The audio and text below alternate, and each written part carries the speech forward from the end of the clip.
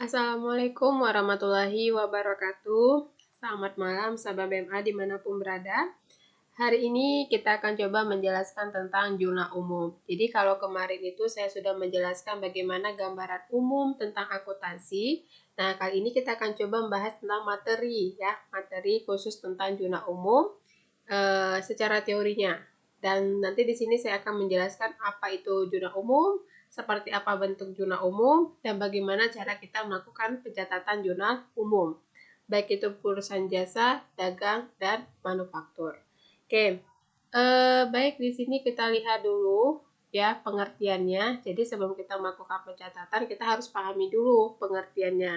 Nah, ternyata kalau kita lihat di sini arti dari jurnal umum itu adalah suatu formulir yang mana nantinya kita akan gunakan untuk mencatat ya setiap kali terjadinya suatu transaksi yang dilakukan secara kronologis dalam perusahaan dan berdasarkan bukti transaksi yang ada.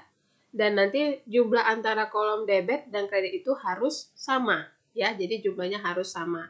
Jadi kalau kita simpulkan secara singkat, artinya jurnal umum itu adalah suatu pencatatan atas transaksi yang terjadi dalam perusahaan berdasarkan bukti-bukti transaksi yang ada, baik itu transaksi di internal perusahaan maupun kepada eksternal perusahaan. Jadi setiap apapun yang terjadi ketika terjadi transaksi berkaitan dengan keuangan ya, berkaitan tentang nominal, itu kita butuh pencatatannya. Kita harus lakukan pencatatannya. Dan kita untuk melakukan pencatatan itu kita butuh yang namanya bukti transaksi. Oke, jadi kalau pengertiannya sudah kita pahami, kemudian kita coba lihat seperti apa bentuk jurnal umum tersebut. Di sini saya sudah siapin contoh bentuknya. Ya, secara umumnya bentuk jurnal umum itu ya seperti ini. Ya, kalau misalnya nanti ditemukan berbeda dari ini, mungkin tergantung kebijakan masing-masing perusahaan lagi. Tapi setahu saya itu semuanya pada umumnya menggunakan baik itu secara manual ataupun secara program, dia jurnal umumnya akan seperti ini. Oke, dari masing-masing ini bukan berarti tidak ada fungsi. Jadi kenapa ada kolom ini ada beberapa? Karena ada fungsinya masing-masing. Yang pertama saya ingin menjelaskan dulu, ketika kita ingin melakukan satu laporan ya, ingin membuat sebuah laporan, maka kita harus bikin dulu judulnya.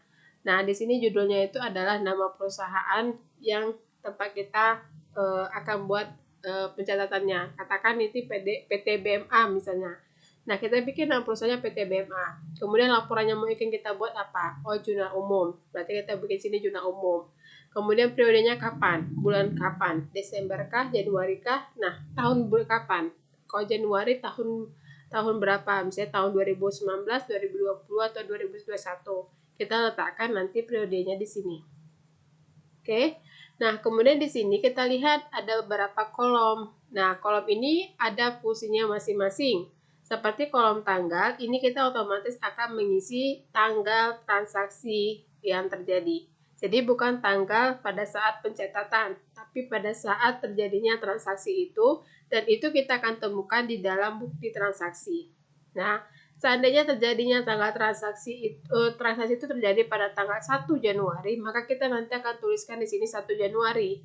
Walaupun misalkan katakan kita baru mencatatnya tanggal 3 Januari, tapi tetap kita harus urutkan ini pertama adalah tanggal 1 Januari sesuai dengan yang ada di bukti transaksi. Bukan pada saat tanggal kita mencatatnya, tapi pada saat terjadinya transaksi. Nah, kita letakkan di sini. Seandainya tanggal 2 Januari tidak ada transaksi, maka kita tidak perlu mencatat apapun di sini. Nah, ternyata tanggal 5 baru terjadi transaksi lagi. Baru kita catatkan tanggal 5. Bukan tanggal kita kapan mencatatnya, tapi kapan transaksi itu terjadi. Setiap kali transaksi terjadi, maka kita akan harus melakukan pencatatannya. Dan pencatatan ini dilakukan harus secara kronologis, sesuai urutannya mulai dari tanggal 1 hingga pada akhir periode tersebut. Oke. Nah, keterangan. Di sini ada kolom keterangan. Fungsinya ini untuk mencatat nama akun, ya, nama akun atau rekening atas transaksi yang terjadi. Katakan misalnya kita membeli perlengkapan kantor. Nah, ini perlengkapan kantor dibeli, otomatis nanti akun yang akan muncul adalah perlengkapan kantor. Ya, Perlengkapan kantor, nah, karena perlengkapan kantor ini adalah harta dan harta ini bertambah, maka kita akan letakkannya di debit. Kemudian misalkan kita belinya secara tunai, nah otomatis uang kas kita akan berkurang. Nah ketika uang kas berkurang, maka kita akan letakkan dia di kredit. Kalau dia di kredit, kita akan buat dia di bawah. Setiap akun yang posisinya di debit itu letakkan di atas, sedangkan posisinya di kredit kita letakkan di bawah. Dan harus agak menjorok ke depan berapa ketukan untuk membedakan antara dia posisi debit atau posisi kredit. Nah, di sini ada kolom ref. Ref ini biasanya digunakan untuk mengisi nomor akun atau kode akun ya. Nah, kita bikin di sini katakan perlengkapan itu kodenya 104, kas itu 101. Kita buatkanlah di sini. Nah, kemudian kalau tidak pakai kode akun, biasanya juga ada orang menggunakan tanda checklist, menandakan bahwasanya telah dilakukan pemostingan akun tersebut ke dalam buku besar. Atau mungkin perusahaan punya kode-kode tersendiri kali ya untuk dibuatkan di sini, tapi biasanya itu pada umumnya kalau tidak nomor kode akun, ya tanda checklist itu dia. Kemudian di sini kita bikin nominalnya, kalau dia posisinya di debit, kita bikin letakkan dia di kolom debit. Tapi kalau dia misalnya posisi di kredit, maka kita letakkan dia di kolom kredit. Dan sejajarkan dengan nama akunnya. Kalau debit berarti letakkan di atas nominalnya, kalau kredit berarti kita letakkan di bawah nominalnya. Oke. Nah, kalau ternyata semua transaksi yang terjadi pada periode tersebut telah kita lakukan pencatatan, maka jangan lupa kita buat jumlahnya. Jadi nanti di kolom debit kita jumlahkan berapa, kita buat sini jumlahnya.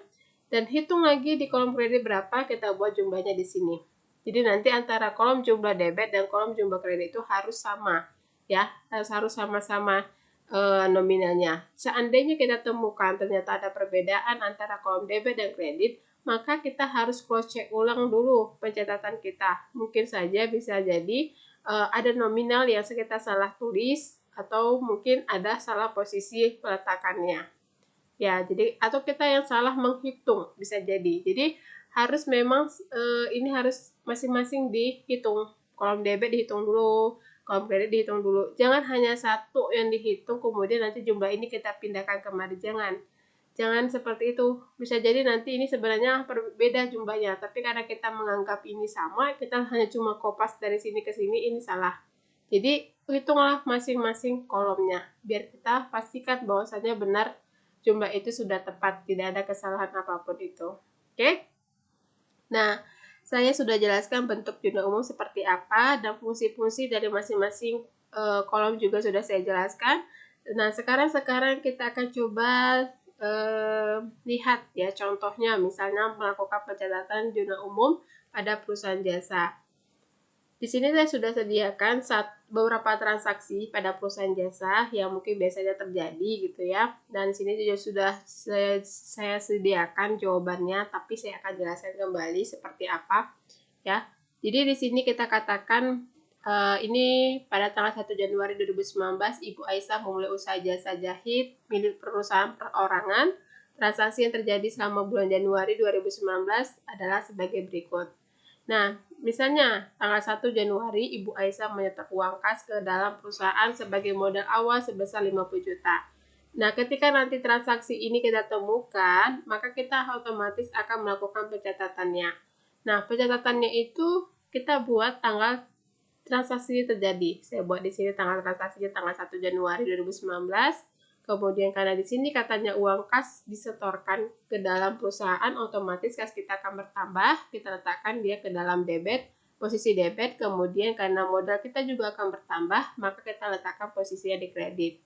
Dan ingat, untuk melakukan pencatatan jurnal umum ini, kita harus kuatkan pemahaman kita tentang kelompok akun dan posisi norma akun.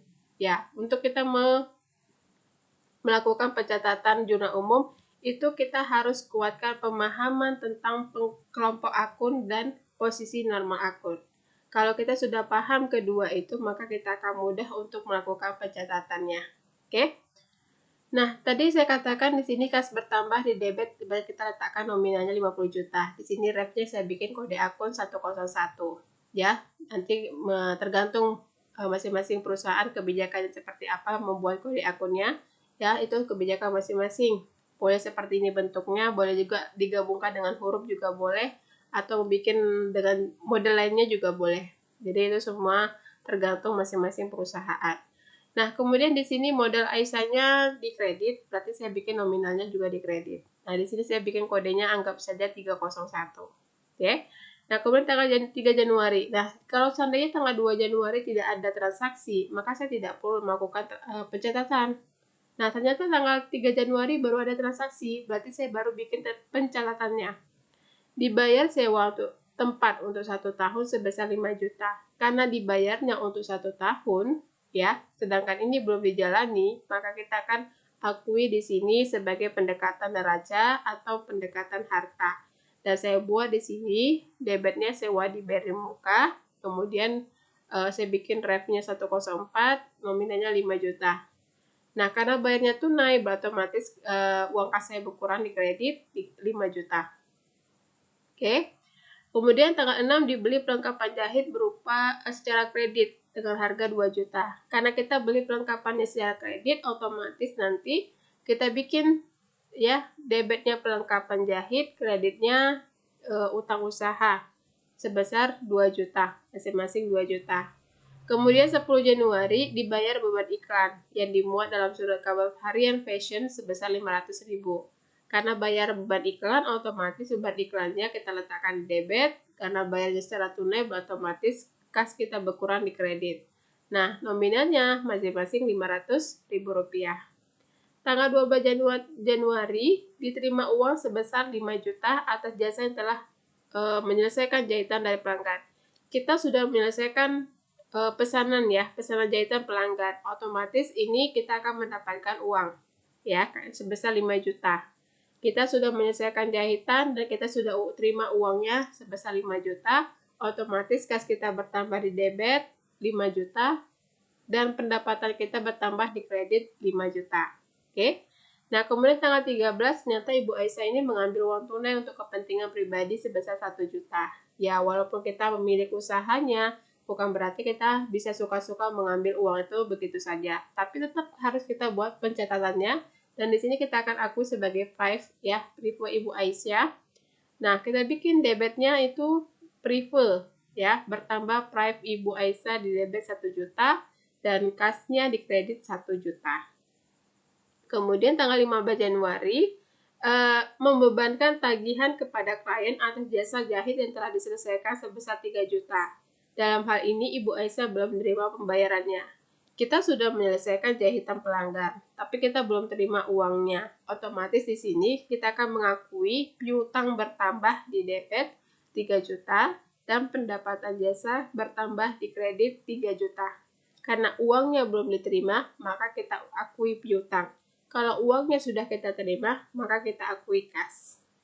Oke, ini perbedaannya ya. Ini sudah diterima uangnya, kalau di sini belum diterima uangnya. Nah, kemudian tanggal 17 dibayar utang atas pembelian perlengkapan pada tanggal 6 Januari. Jadi tanggal 6 itu kita beli perlengkapan tapi secara kredit, ada utang di sini 2 juta. Nah, pada tanggal 17 ternyata utang itu kita bayarkan. Kita bayarkan 2 juta. Otomatis nanti utang kita berkurang di debit 2 juta dan uang kas kita akan berkurang untuk bayar utang di kredit 2 juta. Oke. Nah, kemudian tanggal 22 Januari. Tanggal 22 Januari itu kita bayar gaji karyawan sebesar Rp1.500.000.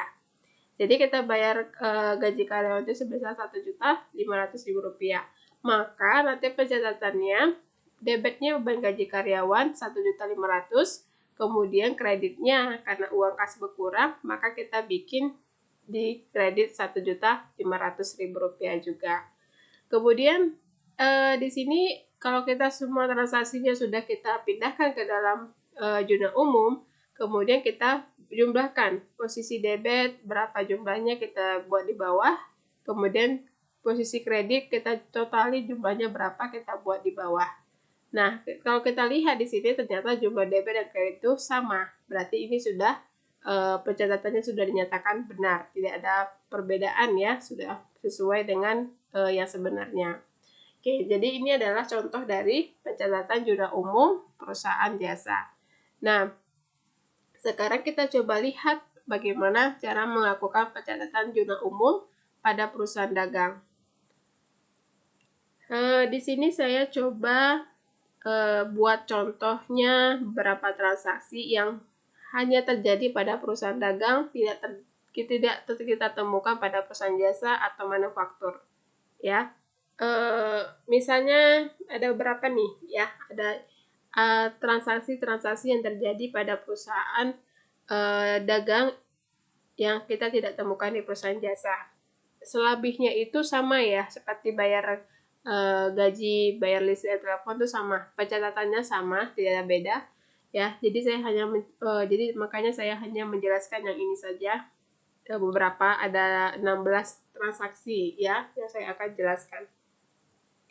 Jadi misalnya nih contoh pertama, transaksi pertama, seandainya nanti katakan kita temukan transaksi ya, PD BMA membeli barang dagang secara tunai dari PD Jaya sebesar 1 juta. Maka kita akan melakukan pencatatannya di metode periodik itu, debitnya pembelian, kreditnya kas, masing-masing 1 juta. Kalau kita menggunakan metode perfektual, itu debitnya persediaan barang dagang, kreditnya kas sebesar 1 juta. Bedanya, ini kita akui sebagai pembelian, nah di sini kita akui sebagai persediaan barang dagang. Bedanya di sini. Ya, kalau kreditnya sama-sama kas. Kenapa? Karena kita belinya secara tunai. Kalau ternyata, ya contoh transaksi kedua, PD BMA ini membeli barang dagang dari PD Jaya seharga 1 juta dengan syarat pembayaran 2/10 M/30. Kalau ada syarat seperti ini, artinya kita belinya secara kredit. Kalaupun tidak ada nomor faktur, itu tandanya kita belinya secara kredit, walaupun tidak ada kata-kata secara kredit. Nah, kalau kita ingin melakukan pencatatan dengan menggunakan metode periodik itu maka kita akan bikin debitnya pembelian, kreditnya utang dagang, masing-masing 1 juta. Kalau kita menggunakan metode perfektual, debitnya persediaan barang dagang, kreditnya utang dagang, masing-masing 1 juta. Nah, perbedaannya tetap ya, di sini saja perbedaannya. Sedangkan kreditnya sama-sama utang dagang. Kemudian transaksi ketiga, contohnya, seandainya kita temukan transaksi PD BMA mengembalikan barang dagang yang dibeli secara tunai kepada PD Jaya sebesar 200.000. Jadi tadinya kita beli barang dagang itu secara tunai. Tiba-tiba ada barang tersebut kita lihat ternyata ada yang rusak atau tidak sesuai dengan pesanan. Maka kita ingin melakukan pengembaliannya. Ketika kita mengembalikan barang yang sudah dibayar ya, yang sudah dibayar secara tunai, yang sudah dibeli secara tunai, maka kita buat jurnalnya seperti ini. Debitnya kas 200.000, kreditnya retur pembelian 200.000. Kalau kita pakai metode perfektual, debitnya kas 200.000, kreditnya persediaan barang dagang 200.000. Bedanya tetap di sini. Di sini kita akui sebagai retur pembelian, di sini kita akui sebagai persediaan barang dagang. Oke. Nah, kemudian seandainya ternyata kita mengembalikan barang dagang yang dibeli secara kredit kepada PD Jaya sebesar 200.000. Kalau ini tadi kita mengembalikan barang yang dibelinya secara tunai, sekarang kita mengembalikan barang yang dibeli secara kredit.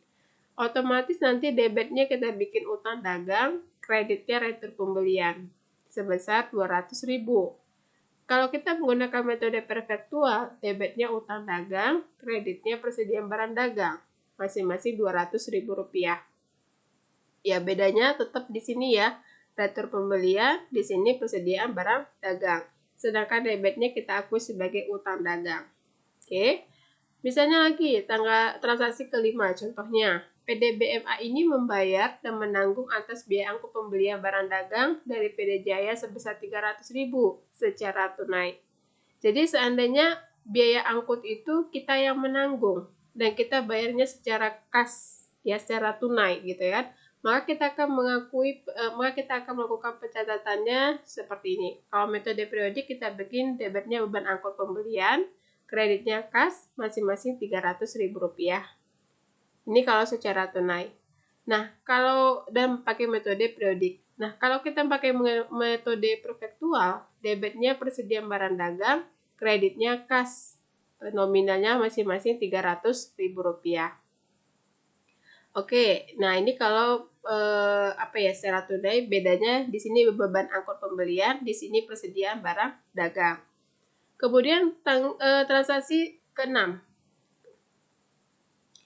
Kita temukan transaksi PDBMA itu membayar dan menanggung atas biaya angkut pembelian barang dagang dari PT Jaya sebesar Rp300.000 secara kredit. Kalau tadi secara tunai, sekarang secara kredit. Jadi nanti pencatatan periodiknya, debitnya beban angkut pembelian 300, kreditnya utang dagang Rp300.000. Sedangkan metode perfektual itu debitnya persediaan barang dagang 300, kreditnya utang dagang Rp300.000. Jadi bedanya tetap di sini ya. Beban angkut pembeliannya di debit, di sini persediaan barang dagang yang di debit. Karena kita bayarnya secara kredit, otomatis yang timbul utang dagang di kredit. Oke. Ke transaksi 7, contohnya. Misalnya PDBMA ini membayar pelunasan atas pembelian barang dagang dari PD Jaya sebesar 1 juta tanpa memperoleh potongan. Jadi seandainya kita mau melunasi utang, ya, melunasi utang atas pembelian barang dagang, tapi di sini kita tidak memperoleh potongan, maka kita akan buat pencatatannya, debitnya utang dagang, kreditnya kas masing-masing 1 juta. Ini kalau tidak ada potongan atau tidak mendapatkan potongan. Sedangkan di metode perfektual sama, debitnya utang dagang, kreditnya kas masing-masing 1 juta rupiah. Nah, contoh transaksi ke-8, seandainya PDBMA ini membayar pelunasan atas pembelian barang dagang dari PD Jaya sebesar 1 juta dengan memperoleh potongan 2% karena dilakukan sebelum batas 10 hari. Nah, ketika kita ingin melakukan pembayaran pelunasan atas pembelian barang dagang kita, dan ternyata tepat waktu sehingga mendapatkan potongan 2%, maka kita nanti akan buat jurnalnya seperti ini. Debitnya utang dagang 1 juta, kreditnya potongan pembelian 20.000, kreditnya kas 980.000. Karena yang potongannya 2%, maka kita kalikan 2% ini dikalikan 1 juta, maka dapat 20.000 potongannya.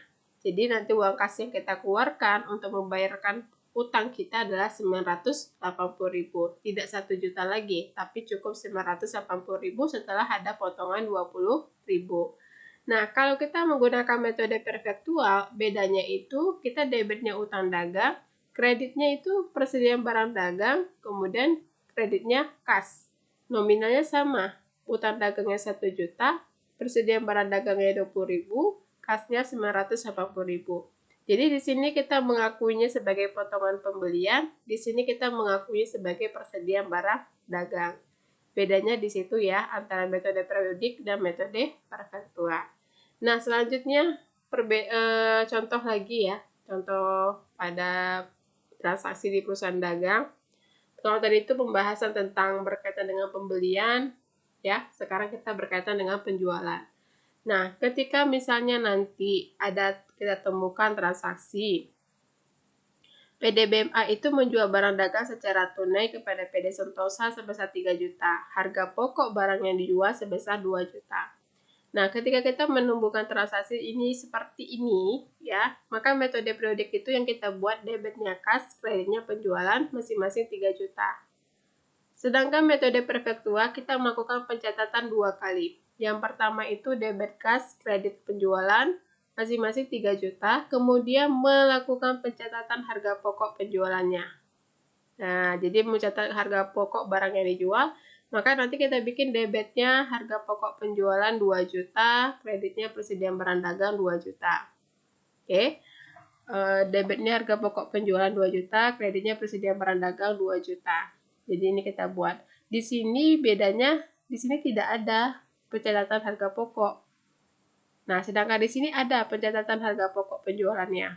Oke, itu perbedaannya. Nah, itu kalau secara tunai jualnya. Kalau kita menjualnya itu, katakan PDBA menjual barang dagang secara kredit, kepada PD Sentosa sebesar 3 juta dengan syarat pembayaran 2/10 harga pokok barang yang dijual sebesar 2 juta. Maka pencatatan metode periodiknya itu yang kita buat, debitnya piutang usaha 3 juta, penjualannya 3 juta. Ya, debit piutang usaha, kreditnya penjualan masing-masing 3 juta. Kalau metode perfektual, debitnya piutang usaha, kreditnya penjualan masing-masing 3 juta. Kemudian kita buat pencatatan harga pokok penjualan di debit 2 juta, kreditnya persediaan barang dagang. Ini ada kesalahan ya saya, seharusnya persediaan barang dagang saya buat di sini salah catat ya. Jadi nanti di sini buatnya persediaan barang dagang di kredit, jadi masing-masing 2 juta. Ya, jadi bedanya nanti di sini tidak ada pencatatan harga pokok penjualan, tapi di sini pakai ya dicatat metode kalau metode perfektual harus mencatat harga pokok penjualannya. Nah, kemudian contoh transaksi yang 11. Misalnya, PD BMA ini menerima kembali barang dagang yang sudah dijual secara tunai dari PD Jaya sebesar 200.000. Harga pokok penjualannya sebesar 75.000. Jadi, seandainya kita sudah menjual nih barang dagangnya, tadinya secara tunai, kemudian tiba-tiba barang yang kita jual itu dikembalikan oleh si pelanggan karena mungkin ada kerusakan atau ketidakcocokan. Nah, nanti di sini kita akan buat jurnalnya kalau metode periodik itu debitnya retur penjualan, kreditnya kas, masing-masing 200.000 rupiah. Kalau kita pakai metode perfektual, itu debitnya retur penjualan, kreditnya kas, masing-masing 200.000 rupiah. Kemudian kita juga melakukan pencatatan atas yang harga pokok ini. Jadi kita nanti buat debitnya persediaan barang dagang, kreditnya harga pokok penjualan, masing-masing 75.000 rupiah. Jadi ini kita bikin lagi, ya, kita lakukan pencatatannya, pencatatan atas retur ya, atas retur penjualannya. Jadi kita buat sini pencatatan atas harga pokok penjualannya. Oke. Nah, kemudian transaksi yang ke-12 contohnya, PD BMA ini menerima kembali barang dagang yang sudah dijual secara kredit dari PD Jaya sebesar 200.000. Harga pokok penjualan 75.000. Kalau tadi itu secara tunai, sekarang kalau seandainya barang itu kita tadinya jual secara kredit, maka ketika ada pengembalian, maka kita buat pencatatannya, debitnya retur penjualan, kreditnya piutang usaha, masing-masing 200.000 rupiah. Kalau metode perfektual, debitnya retur penjualan, kreditnya piutang usaha, masing-masing 200.000 rupiah, dan pencatatan harga pokoknya juga kita lakukan, yaitu debitnya persediaan barang dagang, kreditnya harga pokok penjualan, masing-masing 75.000 rupiah. Kemudian, contoh transaksi ke-13. Misalnya nih, PD BMA membayar dan menanggung atas biaya angkut penjualan barang dagang dari PD Jaya sebesar 300.000 secara tunai. Jadi misalnya kita sebagai penjual yang menanggung barang yang sudah kita jual secara tunai, misalnya seperti itu, maka kita akan buat transaksinya, ya pencatatan transaksinya, debitnya beban angkut penjualan, kreditnya kas, ya, kemudian masing-masing nominalnya 300.000 rupiah. Metode perfektual juga seperti itu. Debitnya beban angkut penjualan, kreditnya kas, masing-masing 300.000 rupiah. Ini kalau beban angkut penjualannya kita akui secara tunai. Ya, kalau tadinya kita jualnya secara tunai. Nah, kalau misalnya ternyata ya ini kalau kita bayar secara tunai ya, maksudnya beban angkutnya ini kita bayarnya secara tunai. Kalau ternyata beban angkutnya, ya beban angkut penjualan itu, ya kita bayarkan secara kredit. Ya, kita akui secara kredit. Belum kita bayar gitu maksudnya, maka kita nanti buat pencatatannya, debitnya beban angkut penjualan, kreditnya utang dagang, masing-masing 300.000 rupiah. Metode perfektual juga sama. Debitnya beban angkut penjualan, kreditnya utang dagang, masing-masing 300.000 rupiah. Ini dia ya. Seandainya transaksi ke-15, PD BMA ini menerima pelunasan atas penjualan barang dagang dari PD Jaya sebesar 2 juta tanpa memperoleh potongan. Jadi misalnya PD BMA ini menerima pelunasan atas penjualan barang dagang. Nah, tapi di sini kita tidak mendapatkan potongan.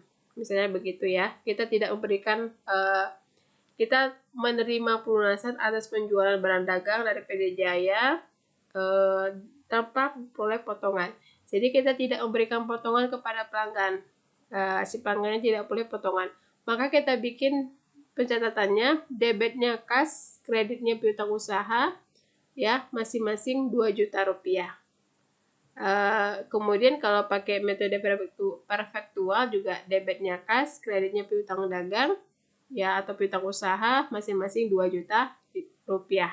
Nah, tapi kalau misalnya contohnya transaksi ke-16, kita menerima pelunasan atas penjualan barang dagang dari PD Jaya sebesar 2 juta dan memperoleh potongan sebesar 2% karena dilakukan sebelum batas 10 hari. Nah, kita menerima pelunasan dan kita berikan potongan sebesar 2% karena dia membayar kepada kita tepat waktu atau karena dia membayar kita lebih cepat ya sebelum 10 hari gitu, sebelum batas 10 hari atau 10 hari gitu ya. Jadi kita berikan dia potongan 2%. Potongan 2% itu 2% dikalikan 2 juta.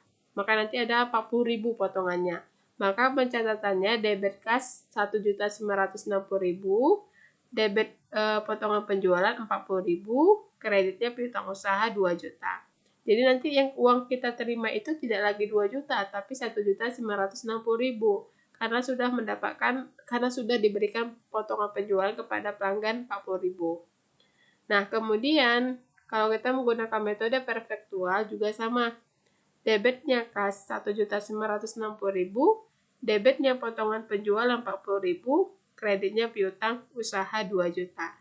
Nah, inilah contoh pencatatan beberapa transaksi yang terjadi di perusahaan dagang yang tidak kita temukan di perusahaan jasa atau perusahaan manufaktur adalah, tapi di perusahaan jasa kita tidak temukan. Nah, ini nantinya yang harus dipahami ya untuk misalnya kalau kita berada di perusahaan dagang. Jadi ini yang perlu kita pahami bagaimana pencatatannya, apabila menggunakan metode periodik seperti apa, apabila menggunakan metode perfektual seperti apa. Nah, nanti bentuk membuat jurnal umumnya tetap sama seperti tadi, seperti contoh pada jurnal umum perusahaan jasa. Bikin judulnya dulu, kemudian bikin tanggalnya, keterangannya, kemudian ref, debit, kredit. Nah, di sini karena saya ingin membandingkan antara pencatatan metode periodik dan perfektual, maka saya buatnya seperti ini, contohkan. Contoh transaksi, contoh pencatatannya. Tapi kalau secara formalnya itu harus dibuat tadi seperti contoh sebelumnya ya, seperti di perusahaan jasa tadi. Oke, ini kalau dia perusahaan dagang. Kalau kita ingin mencatat perusahaan manufaktur, maka contohnya misalnya ini ada beberapa transaksi, saya coba ambil contohnya.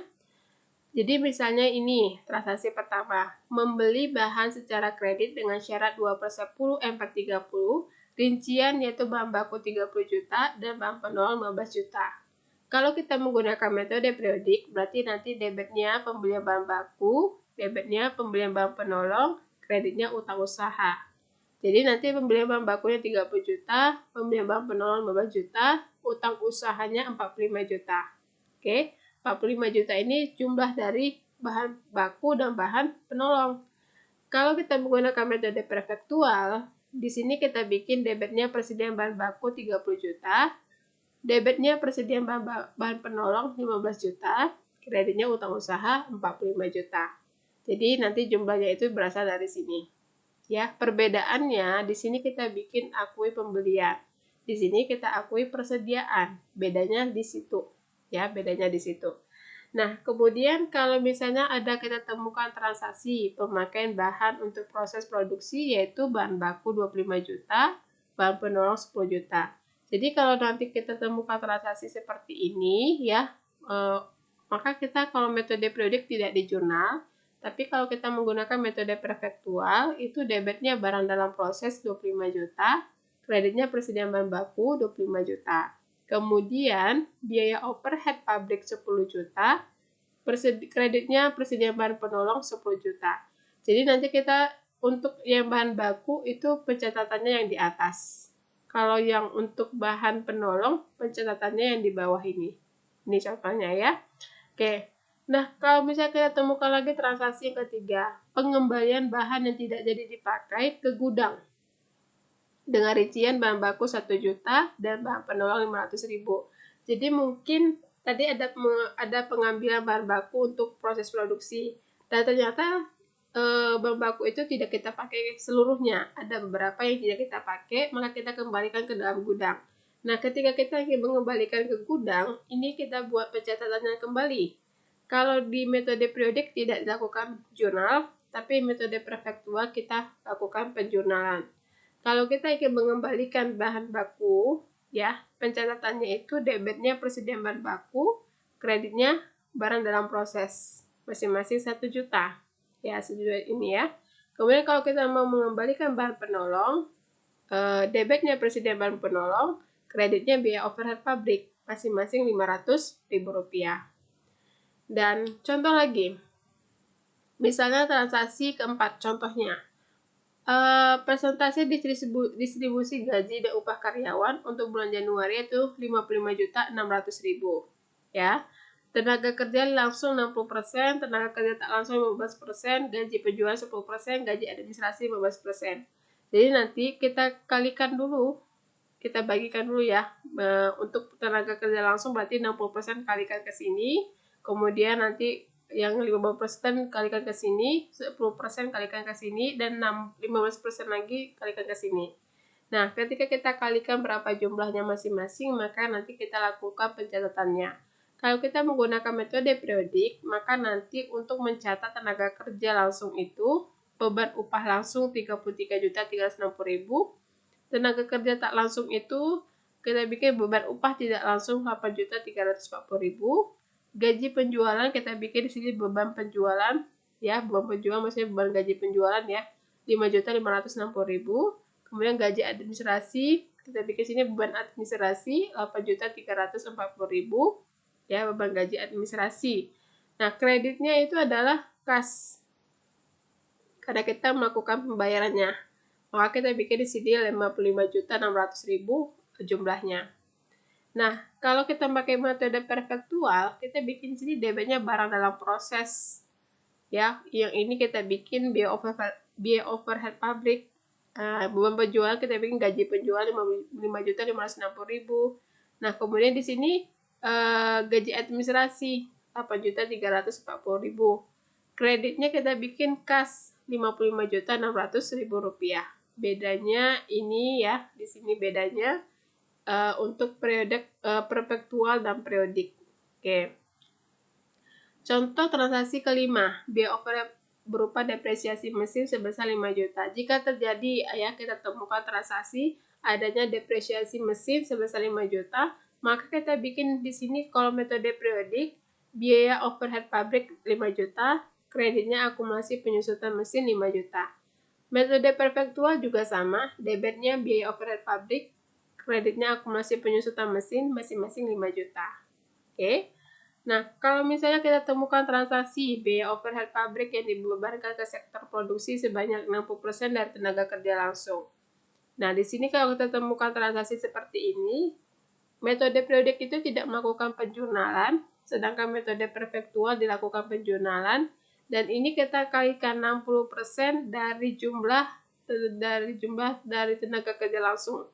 60% dari 33.360.000. Nah, ketika kita sudah kalikan, maka nanti dapatlah dia 20.016.000. Nah, ini nanti kita bikin debitnya barang dalam proses, kreditnya biaya overhead pabrik, masing-masing 20.016.000 rupiah. Oke. Misalnya lagi, transaksi contoh transaksi ketujuh. Dijelaskan kartu biaya pesanan telah selesai ya. Kartu biaya pesanan telah selesai diproduksi 55.700.000. Ini 55.700.000 terdiri dari bahan baku 25 juta, tenaga kerja langsung 20.500, overhead pabrik dibebankan 10.200.000. Kalau kita menggunakan metode periodik, ini tidak dilakukan penjurnalan, tapi kalau kita pakai metode perfektual, maka kita buat jurnalnya. Jurnalnya itu kita bikin debitnya persediaan barang jadi, kreditnya barang dalam proses Rp55.700.000.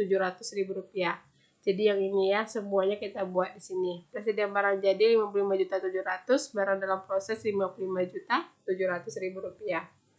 Oke, rinciannya seperti ini. Nah, rinciannya seperti ini. Nah, kalau kita temukan transaksi yang ke-8 misalnya, pesanannya sudah selesai berdasarkan data transaksi ke-7, kemudian dikirim ke pemesan bersama dengan faktur tagihan sebesar Rp87.500.000 dengan syarat 2/10 M/30.